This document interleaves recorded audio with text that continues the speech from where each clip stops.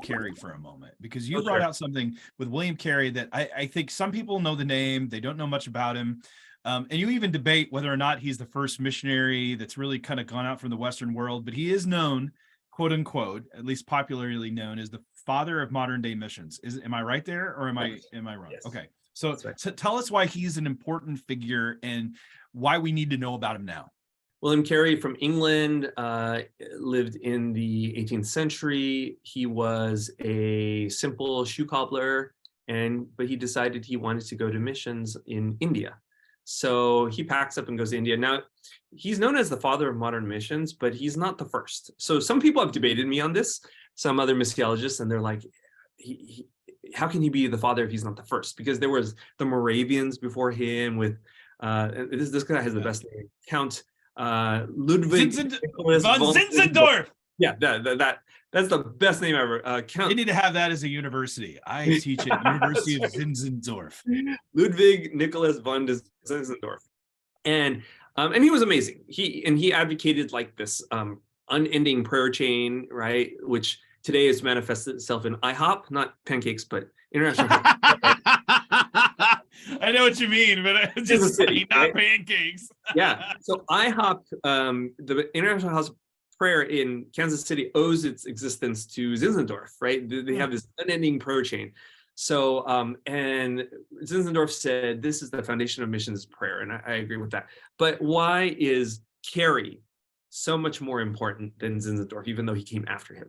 And it's actually not because of his missionary stuff that he did, even though that was important. I mean, Carey went to India, he translated the Bible into all these different Indian languages. He showed Indians how to do agriculture and botany, and he did social justice stuff, and he prevented widow burning, which is called sati, practice in Hinduism.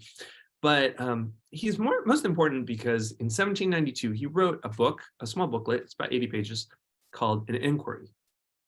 It actually has a much longer title, but people just abbreviate it to An Enquiry. And basically, he advocates for three major ideas.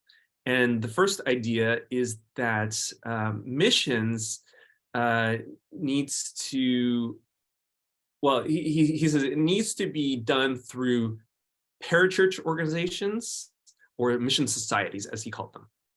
All right. So he said that the things like the LMS, the London Missionary Society, the BMS, Baptist Missionary Society, the CMS, Church Mission Society. So these were some of the popular ones at the time, and he helped to found some of them. These need to be the launching platforms, because he looked at Catholics and he's like, why are Catholics beating us at this game, right? Like, we are not actually doing missions as well as the Catholics. And he realized because Catholics have monastic societies. They have the Jesuits and the Dominicans and the Franciscans and these brotherhoods of monks who actually go out and do missions. He's like, we don't have anything like that. So he said, we need to create those, right? Today, parachurch organizations come about in the form of like, OMF and Campus Crusade, and there's IV, and there's all the Jews for Jesus, and we have these things, but this idea came from William Carey, which is why he's the father of modern missions, because before him, no one did this. Another idea was he put the Great Commission, Matthew 28, on the map. Believe it or not, before 1792, before William Carey wrote An Enquiry, nobody thought that the Great Commission was about missions. I mean, today it's like the missional verse, right? Yeah. Therefore, go and make disciples of all nations, teaching and baptizing them in the name of the Father, Son, and the Holy Spirit.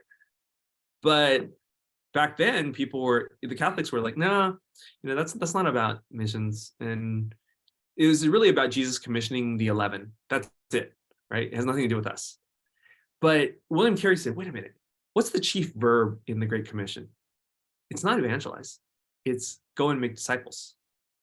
And he says, wait a minute, if Jesus is talking to the 11 disciples and telling them, go and make disciples, then that means these new converts are disciples, which means they are also beholden to the Great Commission. See, that was his logic, right? Mm-hmm. Anyone who's a disciple has to follow the Great Commission. And if the Great Commission is telling disciples to make more disciples, then that means every Christian is a missionary.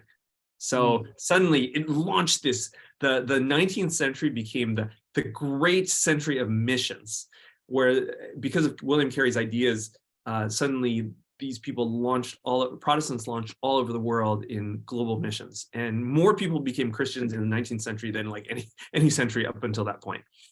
And the third thing that an inquiry advocated for was the use of demography, which is social science, statistics. So he would say, how many Christians are in this country? How many Muslims are in this country? How many Hindus are in this country? And he would use statistics to try to strategize. So those are the three contributions of an inquiry. And this is why William Carey is the father of modern missions and not Zinzendorf. Zinzendorf did missions, and he sent out his Moravians everywhere. They conquered the globe, I mean, in terms of, but it was William Carey's ideas that propagated. So now William Carey also had this other thing. He had a theologian who was backing him named Andrew Fuller.